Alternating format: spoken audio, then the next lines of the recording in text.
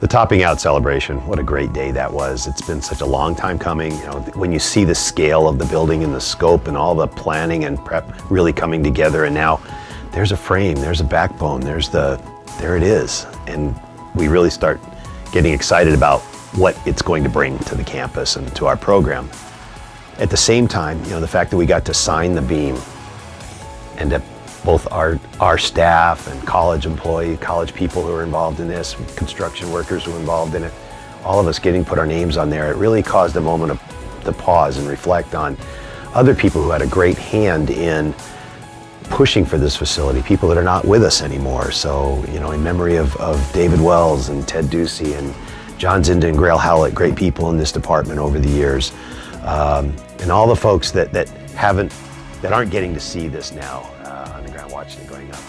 It also gave us a great moment to pause and reflect on the folks, how long we've been working on this, but the great support we've gotten in order to make this campus facility happen. This facility is going to benefit athletics and recreation, intramurals, the whole campus-wide set of activities, and from the top down, from the Roberts, from George and Linnea, and their support for this, to all the other benefactors, all the philanthropy that has come together to make this facility a reality.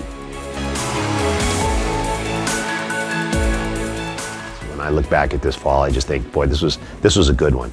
We turned the corner in football. We bring home the Battle for 6th Street trophy and had a winning season, and very competitive in other games in that season that really make it worth the time and effort put in there.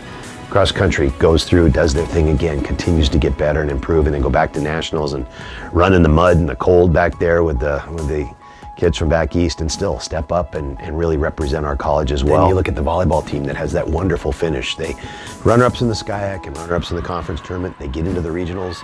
They have that magical weekend there that gets them back into the show, so to speak, and having a chance to see what that next level is like for them. Our water polo team right now, the men's water polo is as high quality as I have seen in our conference ever.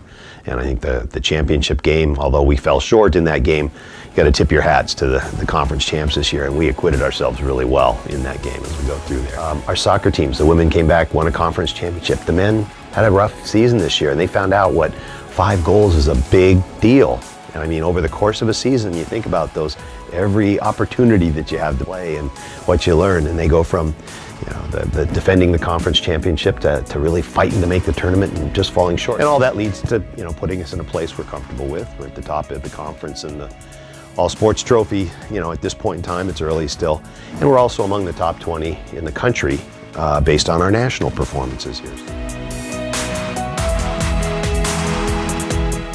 As you go through and you have some successes, sometimes you're recognized by your peers in a very special way. So to have 3 of our coaches recognized by their conference peers who they compete with intensely every year for championships, and that to be recognized as the SCIAC Coach of the Year, very cool. Kurt Blasich for volleyball, Greg Lonzo for water polo, and Carrie Sanchez in women's soccer. I mean, all those, that's an appropriate recognition, and they did a wonderful job with their teams this year. And then you add on to that, John Goldhammer is recognized as the West Region Coach of the Year for cross country, both of his teams among the top 20, top 15.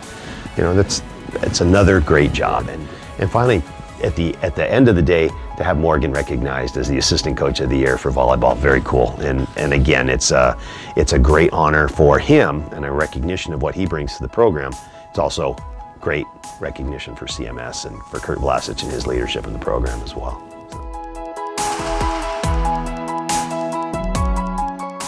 Kristen's team right now, the Athenas, are on fire. They have great talent and depth, and they're playing very well together. And when they aren't scoring the ball, they're playing great defense. It's been so fun to watch. I expect to see them continue this good role. If they stay healthy and the rest of that, go to the tournament, the conference tournament, and hopefully on to the NC2A championship.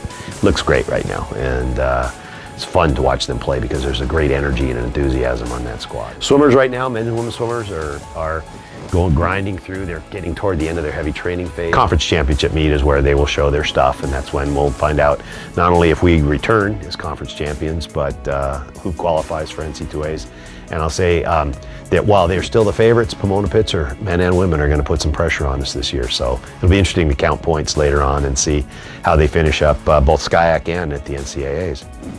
In men's hoops, They are playing great basketball, and actually the SCIAC is pretty strong this year. And we're getting votes, so we're just outside that top 25. That's as good as our conference has shown in a while.